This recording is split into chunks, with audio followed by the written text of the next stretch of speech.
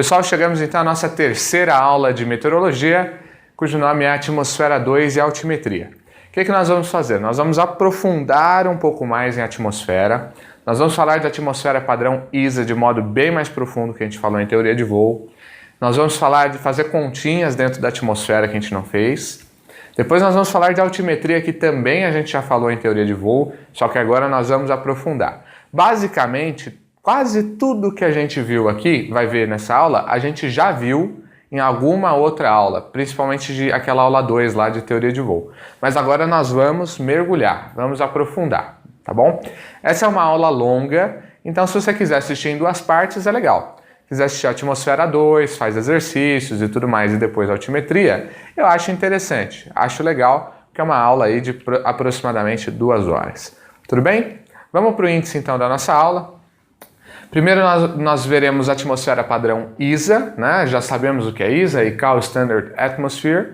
Depois veremos condição ISA, é uma questão de continhas que eu vou explicar para vocês. Aí veremos umidade atmosférica, as medidas de umidade. Agora a gente pula de piso, vamos para altimetria, vamos ver os erros altimétricos e aqui resume questões. Então veja que o índice já é mais gordinho, né?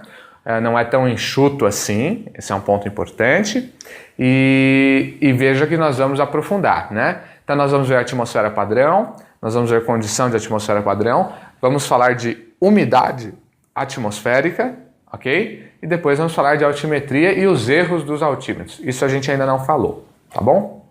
Muito importante é que a gente tenha essa aula, porque ela é uma aula fundamental.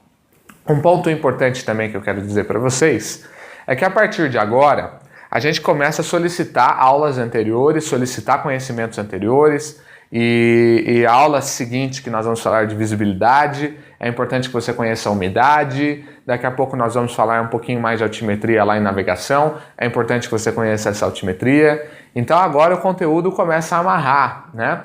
Nós estamos falando aqui de terceira semana de aula, então o conteúdo começa a amarrar e é realmente importante que você estude e tenha um real conhecimento a esse respeito. Portanto, gente, se for o caso, estuda essa aula em 2 partes, né? Estuda a parte de atmosfera, depois a parte de altimetria, porque ela é longa, eu sei disso, tá bom? Vamos lá. Primeira coisa que a gente vai ver então, gente, é a atmosfera ISA, ICAO Standard Atmosphere. Já aprendemos um pouquinho disso lá em teoria de voo, né? ICAO é a International Civil Aviation Organization, Organização da Aviação Civil Internacional, um órgão que visa padronizar a aviação a nível mundial. Esse órgão tem sede em Montreal, no Canadá, tá certo? E tem muitos países signatários, quase 100 países signatários. São muitos países, ou seja, os principais países do mundo são signatários da ICAO e, portanto, devem seguir as normas da ICAO. E uma das normas da ICAO refere-se justamente à padronização da atmosfera. Por que a gente precisa padronizar a atmosfera? A atmosfera é altamente sazonal, ou seja, um parâmetro que nós temos aqui hoje e agora não existe daqui 10 minutos. Né? E aqui é de um jeito, daqui 100 metros é de outro, daqui 9.000 quilômetros em outro continente é de outro totalmente diferente. Né? Quem nunca ligou para um parente que está longe e falou, aqui tá chovendo, aí não tá, e aí, como é que tá? Né? Tá chovendo aí? Porque aqui tá chovendo desde anteontem. Ou seja, isso é porque a atmosfera ela varia, né, ao longo do espaço. Como a gente trabalha em cima da atmosfera, a gente trabalha na atmosfera, é muito importante que a gente faça uma padronização dessa atmosfera. Né? Então isso é fundamental, porque vai nos ajudar a fazer uma série de coisas, uma infinidade de coisas. Tudo bem, gente? Então, por isso que a gente precisa padronizar a atmosfera. Eu já falei para vocês, se você está fazendo o pacote completo aqui conosco, você já aprendeu lá na aula 2 de teoria de voo alguns parâmetros, né? Aprendeu que a temperatura ao nível médio do mar padrão é de 15 graus Celsius, que a pressão padrão é de 1013,25 HPA ao nível do mar, que mais você aprendeu? Que a densidade é de 1,225 kg por metro cúbico, a densidade do ar. E eu já falei para vocês decorarem esses parâmetros. E aí agora a gente tem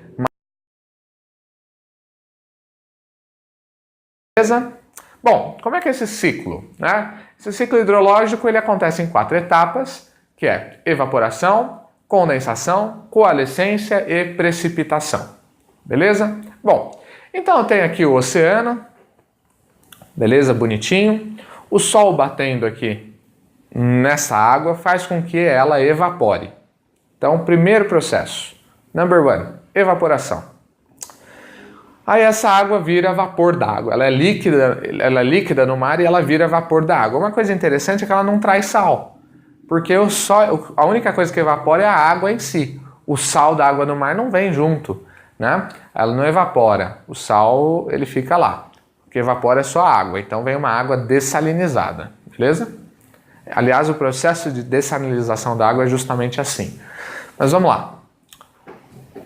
Ela evapora. Evapora, como o vapor d'água é mais leve do que o ar atmosférico, ele começa a subir. Aí ele condensa. O que é a condensação? Acabamos de aprender. Quando você transforma do gasoso para o líquido. Quando condensa, forma nuvens. Ok? Essas nuvens são sopradas pelo vento para longe do mar, para uma outra região montanhosa, por exemplo. Dentro dessas nuvens, acontece um fenômeno que a gente chama coalescência. As gotas de água começam a se juntar. Eu tenho pequenas gotículas dentro da nuvem e aí uma começa a juntar com a outra e ela começa a ficar pesada. Quando ela fica pesada, precipita. O que é precipitar? É cair, ou seja, chove. Beleza? Então eu tenho uma evaporação. Quando evapora, daqui a pouco ela condensa, aí vira nuvem. Aí o vento tira essa nuvem dali e põe ela em outro lugar, beleza? Aí ocorre esse fenômeno de coalescência, que é a junção das gotículas, e aí precipita. Precipita, chove, né? Aí chove, irriga as plantas, bababá, cai no lago, o laguinho pode voltar para o mar, ou não, mas no próprio lago ela vai evaporar de novo, vai condensar de novo, vai formar a coalescência de novo, vai precipitar de novo. Aí precipitou, veio para o chão, evapora de novo. Então é cíclico, não tem como acabar, tá certo?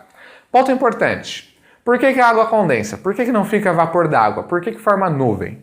Porque a gente encontra uma coisa que chama núcleos de condensação. Então a água evaporou do mar ou do lago, evaporou, ou até mesmo de outras fontes, mas vamos considerar assim, ela evaporou, tá certo? Então, ocorreu a evaporação. E ali ela encontrou núcleos de condensação. Geralmente poeira. Tá? Elementos estranhos à atmosfera são núcleos de condensação. Poeira, sujeira, até areia, essas coisas. Quando a água vaporizada, a água gasosa encontra isso, ela condensa, geralmente. Tá certo? Ela condensa. Porque ela está quente e encontra com uma partículazinha fria. É como se a sua cerveja, a latinha de cerveja, fosse um núcleo de condensação. Então, a água que está no estado gasoso, ela encontra uma coisinha mais fria, no caso a sua latinha de cerveja, ela vira gotículas de água, por isso que a sua cerveja soa. A mesma coisa acontece na atmosfera, só que não tem latinhas de cerveja por aí, né? Tem poeira, tem poluição de modo geral, são o que a gente chama de núcleos de condensação. É o que fazem a água condensar. Então evaporou do mar, encontrou esses núcleos de condensação, um pouquinho mais frio, condensa, ok? Condensou, virou líquido de novo e formou a nuvem. Essa nuvem é levada para cima e para baixo por meio de vento, e aí, com o passar do tempo, ela vai juntando umidade, juntando vapor d'água lá dentro, juntando umidade, uma hora ela fica carregada. As gotas não mais conseguem ficar separadas, porque tem tanta umidade que as gotas começam a se juntar e formar uma gota só. 2 gotas formam uma, aí 3 gotas formam uma, e esse fenômeno a gente chama de coalescência. Essas gotas começam a ficar pesadas demais e aí precipita. Precipitação é chuva. Precipitar é cair. Precipitou, choveu. Ao chover, ela encontra o solo de novo. E aí vai voltar ao ciclo de evaporação. Então, esse é o ciclo hidrológico. 4 etapas. Evaporação, condensação, que acontece por causa dos núcleos de condensação, Coalescência que acontece porque as nuvens vão ficando muito carregadas. Precipitação justamente por isso. Precipitou, volta para o chão. E aí começa tudo de novo. Essa água que está no chão evapora. Evaporou, condensa. Condensou, formou a nuvem. Formou a nuvem, começa a ficar carregada, coalescência. Coalescência, precipita. Precipitou, chegou no chão. Volta de novo. Evaporação, condensação, coalescência, precipitação. E assim por diante. Beleza?